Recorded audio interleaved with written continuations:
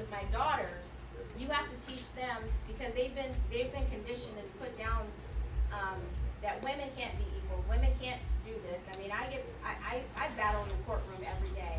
I battle my cases, plus I battle the fact that I'm a black woman, and I have to be 3 times better than my white male counterpart, which I kick their asses all the time.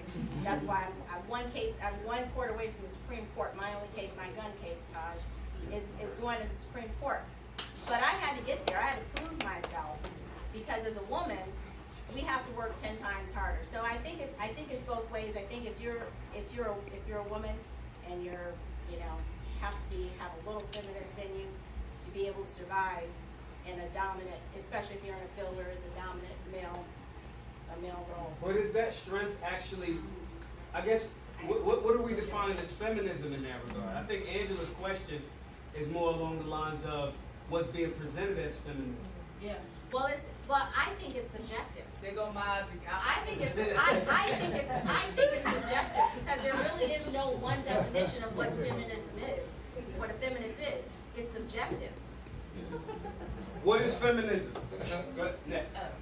It's a question that I feel like it has hurt us. Yes. And just going back to before, one of the things answering your question that men can do for us is to stop putting up with our bullshit. Honestly, women have been out of pocket for a long time. They have been taught that we have to walk around and we got to be chest to chest with a man. We are not equal to them in a lot of ways, and it's okay to be a woman. So that's one of the things we need men to do, is to stop putting up with our bullshit, because honestly, we see a lot of these kids walking around here, and no offense to anybody else, I don't think we can be both the mother and the father. You can be a good mother if the father is not there, then of course you have to step up, but then you still are without a father.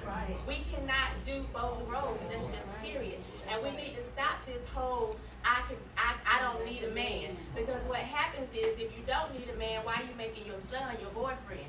Because you put your little kid in that position, and so either this is, one of the two things happens.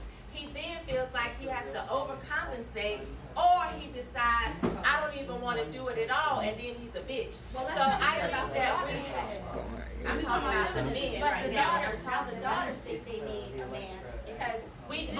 right? The daughters are. We need our. Wait, so when you, I think there's is there a distinction between need from your perspective? I'm sorry, I'm out. What is, I think we have a disagreement or a miscommunication on the definition of need.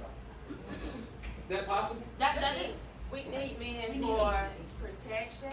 I like to her. provide. That's right. We have allowed society to tell us that we don't need men, but then we want to demonize them for not being in place. Well, first of all, if you keep telling somebody you don't need them, they're gonna throw their hands up. Nobody wants to keep hearing that you don't need them and that they are not viable. You're not valuable. We need that in society, and we have let people continue to say that no, we need. Wait. The Bible says that God did not make man for woman, but woman for men. Man, yes, sis. We need our men. Right. Men can lead without women, but at the end of the day, we need our men. Reproduce without women. Wait. So to your point, I'm not you going said to need not value want. myself as a woman, because But it's not about your value. and I You want to already have moved my to daughters feminism because it's like devalue you're comparing themselves yourself and to a think that man. they. We got the feminist mentality. Wait.